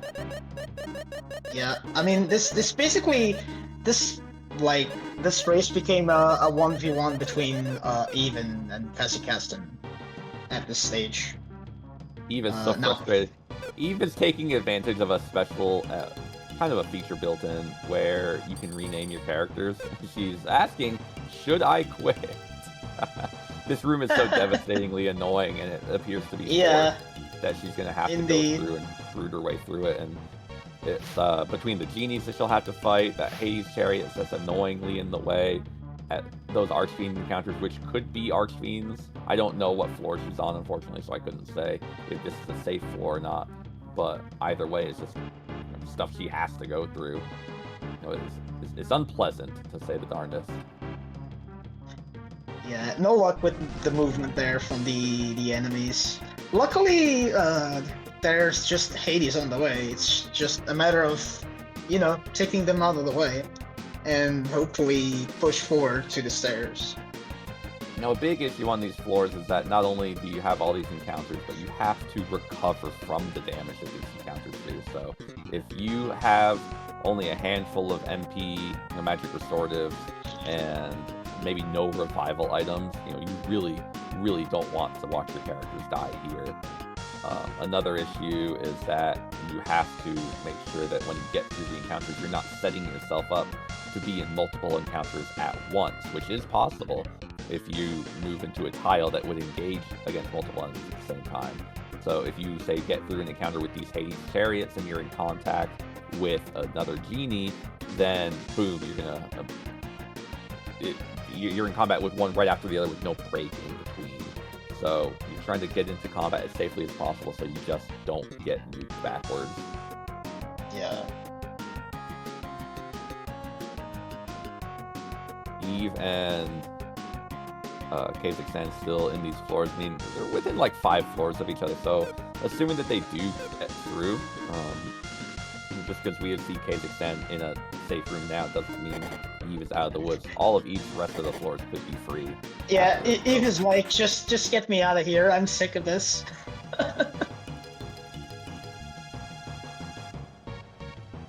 So, real good round of applause for Altair and for Zyrak. They're 2 runners that have both demonstrated fantastic performance and knowledge in the cave, and also showing up in a competition like this to do so in good times. Anything under 2 hours, even getting this far, is very respectable. And what it's with great knowledge for farming strategies, for safe EXP strategies. There was a lot that was definitely shown off that our racers should absolutely get a pat on the back for. Yeah. Okay, so that Archfiend encounter was not as bad as we could expect, so yeah. One Ice Rogue and the Hades Chariot means that we at least have a chance to see what's up ahead on the top. I think we see our first Iris item here in Kazakhstan, getting the Iris Tiara, by the way, on floor 76 here.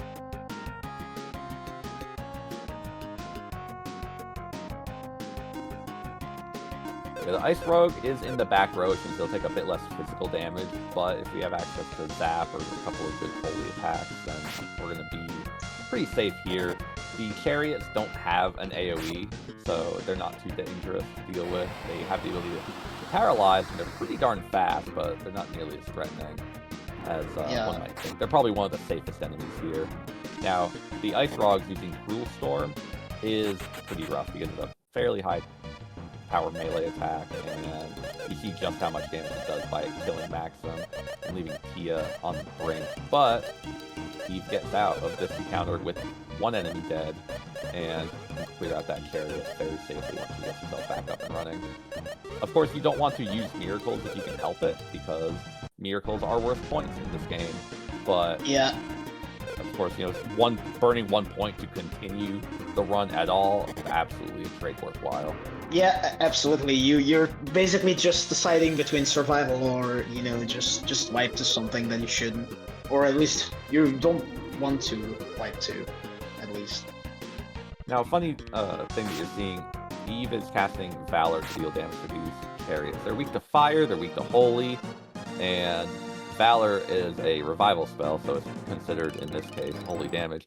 Now, revival or healing damage is considered a melee attack in this game, and therefore it checks against enemy defense.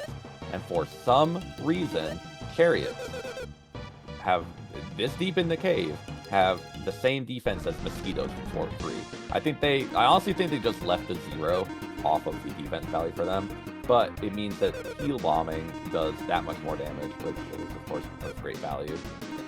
Yeah.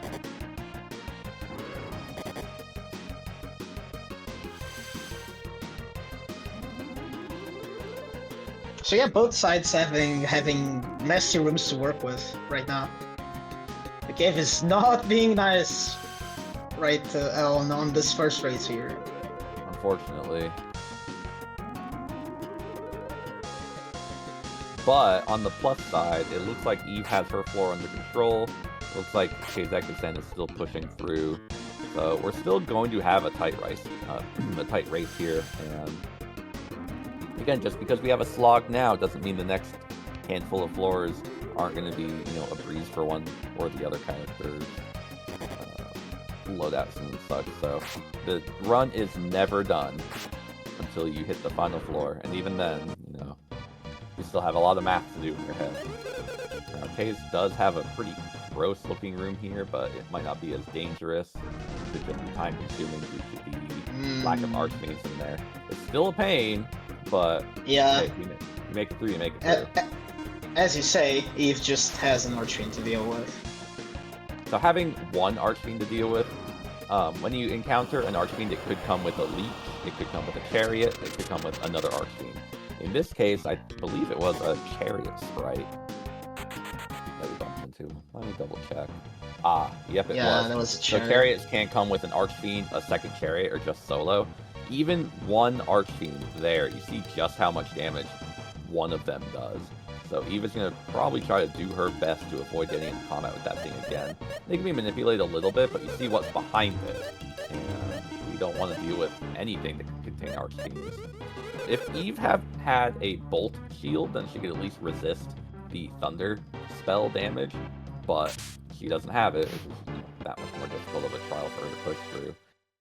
Another thing is that they have the ability to cast Destroy, which is just a 50% chance to kill a single target. That's it. End of run. Nice to see you. So you can have a bolt shield for Decker and have him take such low damage from spells, and then, sorry Charlie, you just get destroyed, and then you're done. Yeah. There's also the other Archfiend on the left. Now, we don't know what the two Archfiends are, but if you were to experiment and just tap them to see what the combat's going to be, you don't know what it's going to be. So what Eve is doing here is she's trying to get the genie such that she can attack it, defeat it, have the Archfiend above move down one tile where the genie was, and then have that chariot be far enough to the right where she can dance up the left side of that hall and avoid getting into combat with this Archfiend all the way. It still means she has another one to go through, but at least you can avoid combat with one. It's just that much safer. Yeah, there's lots of combat on this one. And again, this is a showcase. You want to not at only... least avoid the Archfiends, is all. Right. The Archfiends are the one thing you want to avoid. Sometimes you'll get funny encounters, like on Kazex's screen, these chariots that are 2 tiles wide in a 3 tile wide hallway, where you have to bump into them. Maybe you have to kill it. Maybe it's just worth it killing it. He's at a fairly safe level 34, so I see Kazakhstan not getting into any significant trouble here. Meanwhile, Eve, again, she's not only demonstrating what I could best describe as just simply expert level movement control, but also real great understanding of elemental control by knowing what elements are safe to use or not use. For instance, she was casting Ice Fall with her casters on the Fire Genie, knowing that for some reason in this game fire is weak to ice. It allowed her to get value out of her characters that otherwise may not be able to do so much damage. And again, we're seeing her cast Bolt on these Earth Genies and watching it deal very respectable damage out there, roughly 1200 HP. Just have 2 casts from 2 back row characters that just don't have the melee potential to deal the damage that you want to do.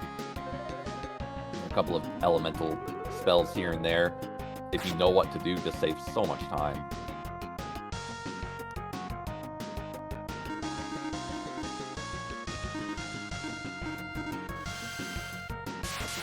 As a reminder, I think we've spent in the past 18-ish minutes most of our time on like 3 floors with our runners. So yeah, hopefully after we get past this, it won't be too much more difficult. And this is why we put that 2-hour mark on the clock for our runners to enjoy, because you can be doing so well and take just an additional 5 or so minutes to make a little bit of an extra time jump to farm a rock or farm a couple of rocks. But the time you spend dealing with these party floors, say you get 2, 3, 4, 5 in a row, totally reasonable thing to have happen. You just, we don't want our runners to provide a race and demonstrate to you a show that just gets slowed down from something like this to the point of not being able to clear through. So that's why we in the community consider 2 hours to be roughly safe. With enough skill and understanding and knowledge, you can blitz through a lot. And when you are a character of Eve's caliber, you really do get to show off that it can be done. It's difficult, but it can be done. Yeah.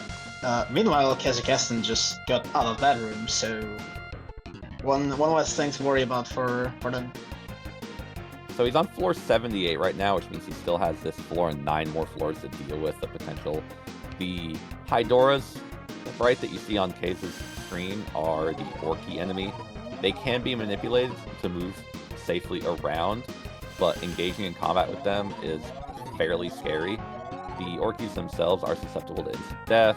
They have thunder weakness. You can status ailment them, but they have 2,800 HP. They have the highest HP of any enemy in the cave next to the boss, and you just don't have the capacity to deal that much damage in a single turn of combat to them, even with elemental effectiveness. So unless you're using a deadly or some status elements or ailments, or surprisingly a lizard blow, because they are supposedly dragons. I don't know. One of this game's unusual weaknesses, or elemental type weaknesses. It's weird. So we have Kaze's stream that appears to have lagged, and we have Eve in a combat where she cannot run from this battle, or else she'll be stuck in a situation where she'll be trapped. So she has to try to heal through these wind genies, which both outspeed her and suck away her MP without having a reliable way to kill them. Wind genies are weak to water, but it's difficult to prep up water equipment, especially because Maxim, Decker, and Guy don't even have any, and there's only 1 or 2 red chest water elemental weapons that you really want to get. The Mist Rapier, which is a pretty good 3x, and an Aqua Sword, both of which are weapons you generally don't want to have equipped for the remainder of the run, so you're probably not going to have them on. If you don't have water magic, then you really got to try and do what you can. Yeah. But as far as blue chest weapons go, for water elemental blue chest weapons, Maxim, Guy, and Decker don't have access to them. So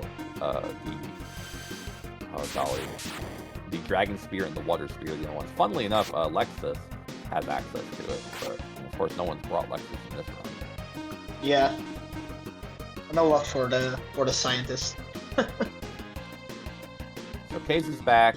Eve has made it through one of the dangerous wind genies, and if she can clear through the other one, then she may be able to set herself up to have a very safe remaining encounter with this well genie, which is quite slow.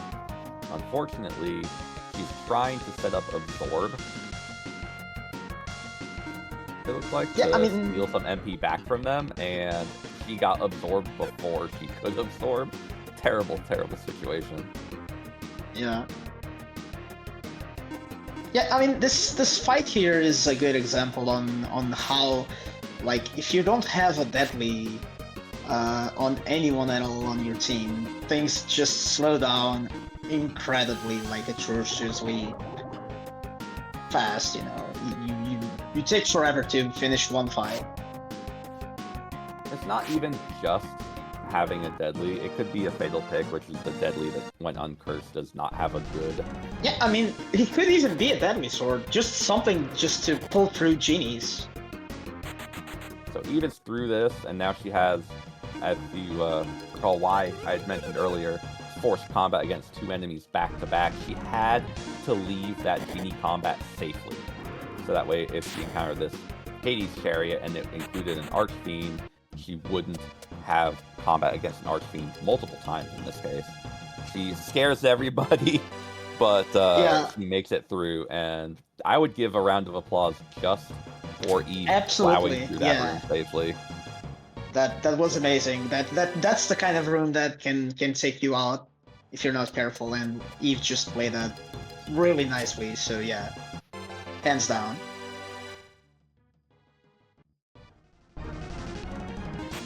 Meanwhile, Kazakhstan's is getting yet another nasty hallway with some genies and archfiends.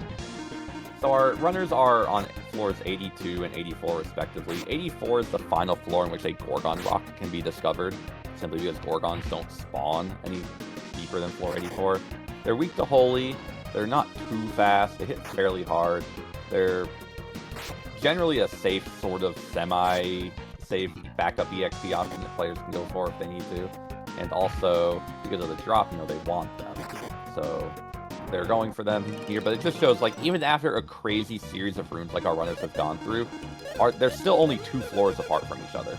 And with just 15-ish floors to go for both of our runners, you know, and 25 minutes left in the time for the run, it's going to be a nail-biter if we run into another party floor. Yeah, I mean, Kazakhstan was like 10 to 15 floors behind for a while of like everyone before even the wipes happened. So yeah, that's quite a way to cut up with all the others. I mean, the other two are the way they are, but yeah.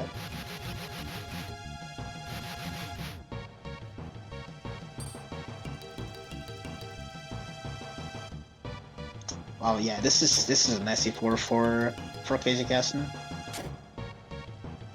So as a quick reminder, we have on Eve's screen her posted up, I believe, on floor 82. She's using the sprite set for the Halloween themed sprites that she actually built herself. Those were available, or those are placed out and made available to the community. If you'd like to join our Discord, you can get a link to not only our various databases that we have, but the collection of custom sprites that Eve has built and apply them to your runs. On her team, we also have Kia and Flash as far as their capsule monster goes. On Kaze's screen, we have the same team using stock, no custom animations or custom sprite artwork. And we have Gusto on Kaze's side. Gusto being a capsule monster that's, I would say, almost entirely useless, and Flash only being slightly more useful in that Flash can heal for 20 HP if it manages to survive a single turn. The gear that our teams have, they both have Decker Blades, because Decker Blades are effectively free. But at this point, I guess we can kind of start preparing to pay more attention to our runners' inventories and spell lists, and see what exactly they have. So that way we can start contemplating what they might do for a kill. Of course, we have 15 floors to go for each of them, but now's the point in time in which you're kind of deciding, hey, there's so many dangerous encounters coming up. Do I want to go looking around for any more chests, or do I just want to plug it the rest of the way through and work with what I've got?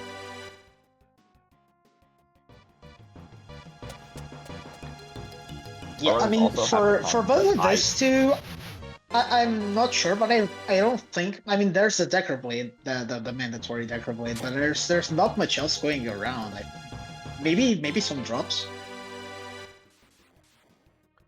So at this point with the Decker Blade, we're mainly looking at spells for support, maybe an additional rock.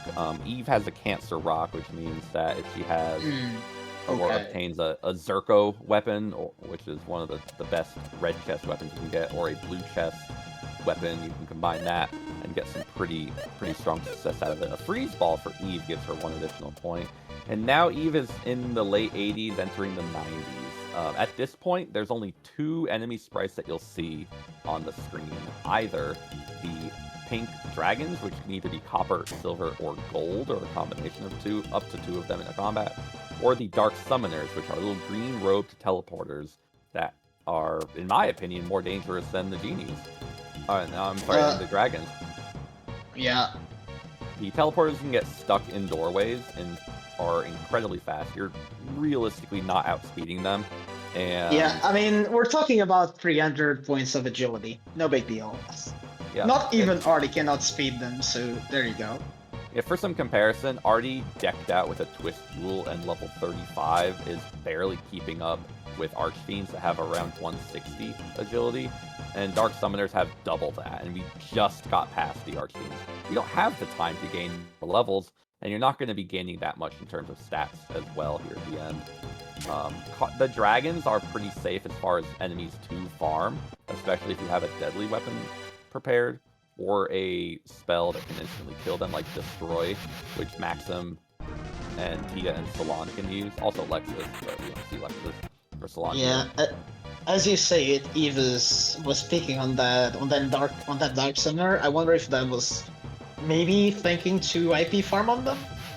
Yep, It's if a there's risky one move, but single it's Dark possible. Summoner, or even 2, you can set them up to summon an enemy that's not super dangerous, kill the Dark Summoners, and be left with something that's not too dangerous as they paper cut you to death.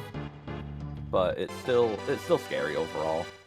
With her being on floor 95, she needs IP, so it's important that she sets up a battle where she can get some. Nice Mist Rapier for Eve gives Maxim or Artie something to do in the jelly fight coming up. I think Eve has a Zerko sword, so that might actually go into Artie. Well, I didn't see anybody get a Gorgon Rock, unfortunately, so whoever is going to be struggling to set Tia up, I just don't know what they're going to prepare for her, but she needs a safe setup for Tia to gain IP. Now, we see something funny on Kazakhstan's screen. You can have up to 100 items in your inventory at a time.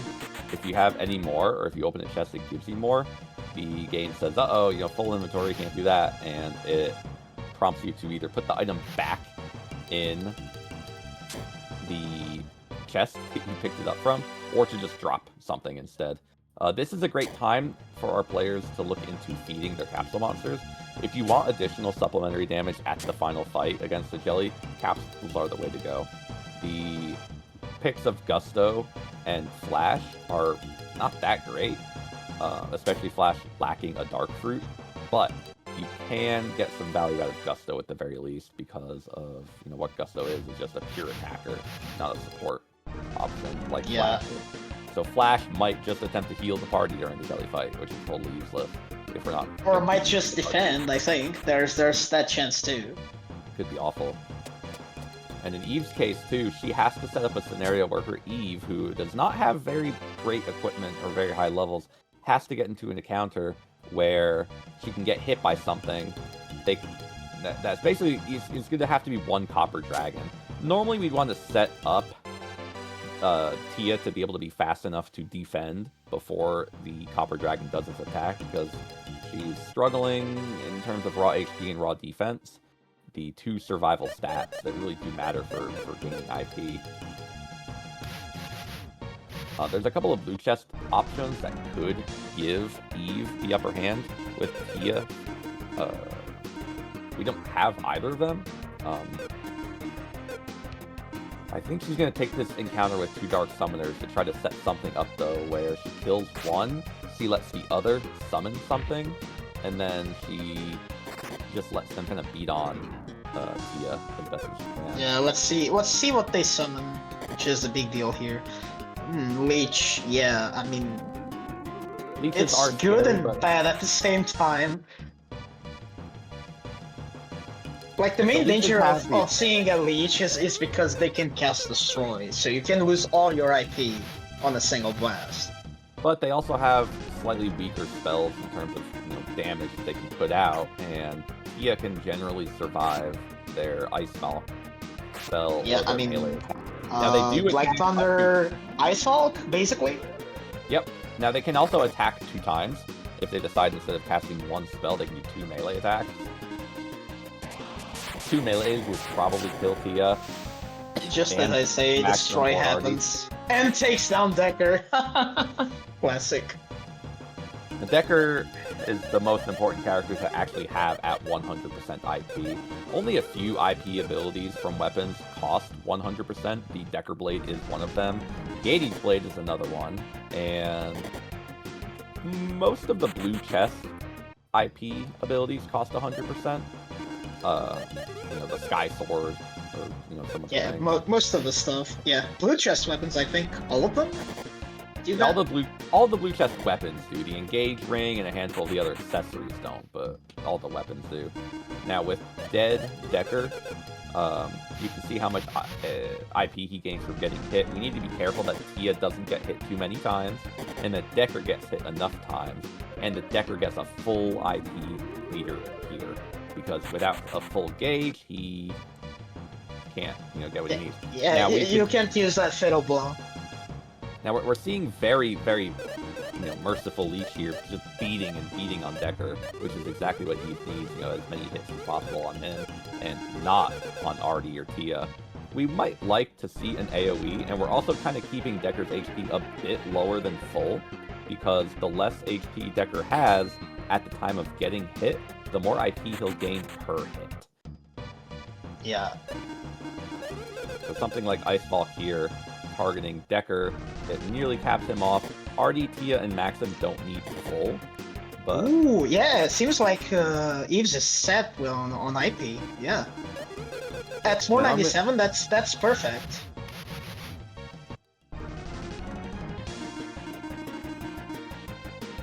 We really lucked out here. That Leech could have been extremely, aggravating to deal with. It could have done a lot more in terms of dealing AoE damage, focus targeting particular other characters, just giving us a lot to struggle with. But again, enough talent, understanding of enemy movement and mercy, and we're good to go. So we see floor 96 on Kaze's screen. Eve is going to be entering stairs here in just a moment when she finds the stairs, which, there she is. So now she's on floor 98. Our runners are, again, within 2 floors of each other, and with 15-ish minutes to go, we'll say, again, about a 3-ish minute long jelly fight tops, our runs are going to be ending here momentarily. Yeah. So Eve just got on the final floor, which was actually fixed by the ROM patch stuff. Yes, the final fix of the Fatal Blow safety patches to fix the final floor, so you can actually see what it is supposed to look like. So everybody in chat, if you want to, whip out your calculators. The final boss up here, over the 3 turns of combat, needs to take 9,980 damage in order to be defeated.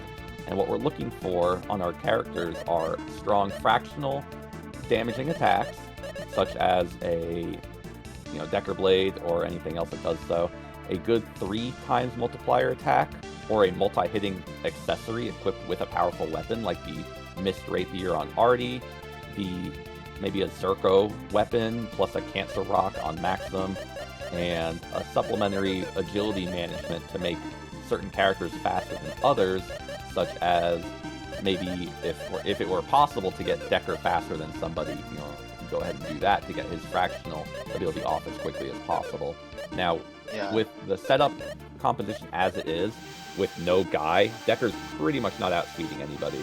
So we're going to try to see what Eve can do to, 1, get her Capsule Monster set up, 2, get her party such that maybe they'll do a couple of buffs by way of trick or something, before Decker's Fatal Blow goes out, and then after him using his Fatal Blow from the front row, turns 2 and 3 alternating between back row casters and front row IP users. Maxim is going to be in the front row for turns 2 and 3 because his Cancer Rock requires for the most value that it get used from the front row on both of those turns. So we're probably going to see Tia and Maxim in the front row on turn 2, and Artie and Maxim on turn 3, assuming that Tia and Artie both have a 3x on. Yeah, meanwhile, Eve feeding the capsule monster. So this is basically the one way where Casey Keston can just catch up at this point. But then again, there's the IP farm that must be done. The Copper Dragon is... It's not cooperating. Classic. It's the general last-minute IP farm because where the Leech that was summoned from the Dark Summoner does pretty good damage consistently, the Copper Dragon does great AoE damage if it feels like it. It could also cast Mirror, just look at itself, and it does that with a pretty high frequency, or it can just do a single melee attack. So, whereas the Leech had 2 AoE options and 2 melee targeting options, as well as Destroy, the Copper Dragon is something that is one of those you gamble in a different way. You see what you can get. Yeah, I mean, you can be stuck with a dragon just looking on this mirror for like 5 minutes. There have been plenty of PBs lost because of Copper Dragons not cooperating. Now she's hoping for a Cinder Blast or 2. She's running away because her party can't realistically sustain 2 Cinder Blasts in a row, specifically Maxim and Artie, even in the back row. But the fact that her team can just get into combat and run away each time, it means that she can engage in combat, see what it does, run away, and heal up in between battles. So it's very safe, especially when you don't have Tia on the team because of her extremely low HP. And this party composition is fairly high level of around 34, means that even you don't even need blue chests. It's absolutely, it's super safe to IP grind here. So we're seeing the drawback of having Gusto is that in fights like this where you're just trying to farm up some IP, Gusto constantly gets an attack out, which is, every time you jump into combat is an additional 2 seconds that you're losing. Now, fortunately, the attacks don't have any animations like Spellcast, which would have only meant more time wasted, but still, it's just, you don't want to see it, so... Yeah. It's still neck and neck for both our runners. There's a Cinder Blast, which we're hoping for. Now, one thing we didn't cover too much on is how IP is generated. We did say how if the character's HP is lower, then they gain more IP when they take a hit.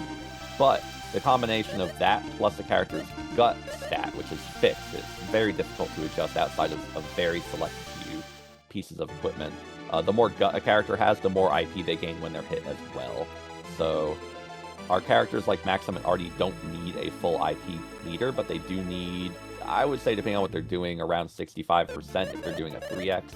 Like using a Lizard Blow, Seems to be the case of Artie with a Lizard Blow there. Is just enough to get the job done. Meanwhile, Decker and Guy, if Decker and Guy are using a Decker or Gades Blade respectively, they'll need 100%, otherwise they'll need less. But pretty much it's 65% to 100% depending on what you're doing per character. If you have less than that, they may not be able to use their IP abilities at all. The one exception is the Hydora Rock, which requires about 77%. Along with the Mythblade IP. Both of those consume a bit more than stuff like Miss Rapier, Lizard Blow, Red Saber, Super Sword. Yep, all the 3x abilities require 65%. Now, on Kaze's team, it looks like he's already ready. So again, whip out that calculator because we're about to see a fired up performance. Kaze is already ready because he's happily fed up his Gusto to the point in which it wants to be. Now, our runners are both likely to finish around 155 here, which means they'll probably both earn the full point incentive for speed. But we still got to see a kill out of both of them before we actually see a success. So remember, 9,980 is the number we're looking for. Maxim's doing the Cancer Rock. That's interesting, having a Lizard Blow on the table. I would absolutely do the X attack with Artie instead of Maximum. So we see, gosh, 4,700. Oh wait, I misadded something here. Yeah, darn it. I guess I'm not calculating that. Hopefully someone in chat is 6,612. Thank you. Yeah, Magic Altair. has as your back. Yeah, Altair gotcha.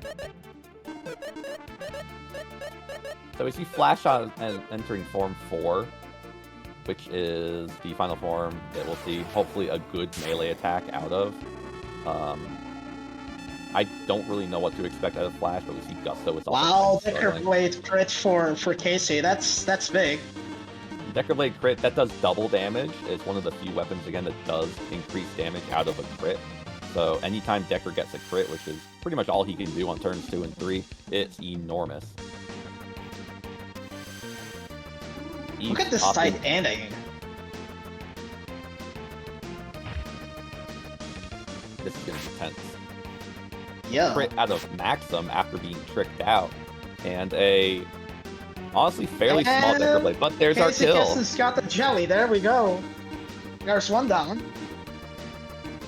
Let's see if Eve just gets yet another jelly kill for us. Let's see. It should also be thrown out. Anybody even getting to the final floor in a marathon like this absolutely deserves a round of applause. GG's all around for that. Yeah. Hey, look, GG's. stealing. But getting to the bottom floor doesn't guarantee you'll get the kill. So just getting there and getting the kill, you know, all of it's fantastic. But at this point, it's just math.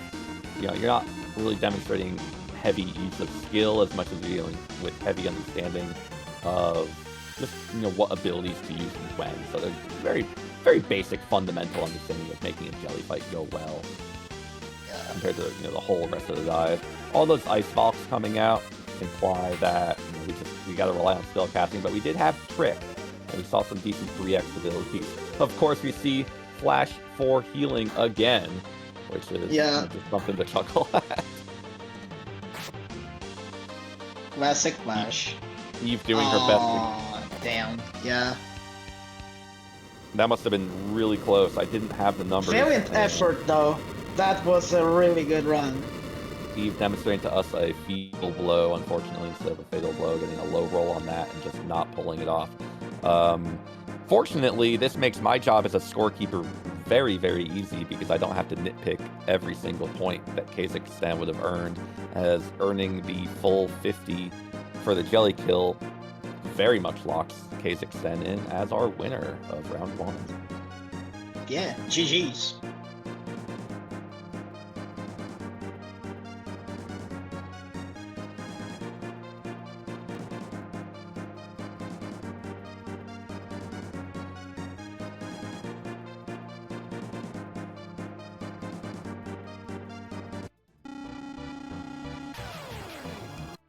Hello.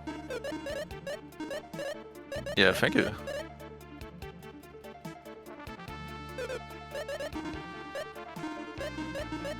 Yeah, it was quite stressful, some of the rooms. Fortunately, I had at least a death before Maxim and Valor, so I managed to get through somehow. And I didn't even use any miracles, so I'm pretty glad about that.